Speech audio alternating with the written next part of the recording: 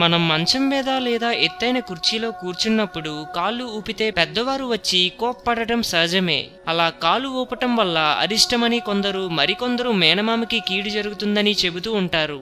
అయితే కాళ్ళు ఊపటం వల్ల నిజంగా కీడు జరుగుతుందా అనే విషయాన్ని ఇప్పుడు తెలుసుకుందాం. మన పూర్వీకులు విలువైన వస్తువులను, ఔషధాలను, డబ్బును మంచాల కింద జాగ్రత్త పరిచేవారు. అలాగే మన పూర్వీకులకు తమలపాకు నమిలే అలవాటు కూడా ఉండేది. తమలపాకు నమిలి ఉమ్మి వేయటానికి పాత్రను మంచం కింద పెట్టేవారు. అల్లరి చేసే పిల్లలు, తుంటరి పిల్లలు మంచం మీద కూర్చొని కాళ్ళు ఊపితే మంచం కింద ఉన్న విలువైన వస్తువులు పగిలిపోయేవి. తుంటరి పిల్లలను కాళ్ళు ఊపవద్దని చెబితే ఇంకా రెచ్చిపోయి ఊపేవారట.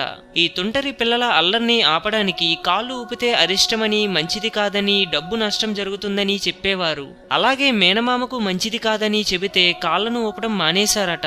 పెద్దవారు చెప్పే ప్రతి విషయంలోనూ ఒక రీజన్ ఉంటుంది. ఎత్తైన ప్రదేశంలో కూర్చొని కాళ్ళను ఊపటం వల్ల శక్తి హరిస్తుందట. హిందూయిజం గురించి మరెన్నో గొప్ప గొప్ప విషయాలను తెలుసుకోవడం కోసం మా ఛానల్ని సబ్స్క్రైబ్ చేయండి. ఈ వీడియో మీకు నచ్చినట్లయితే లైక్ చేయండి, షేర్ చేయండి.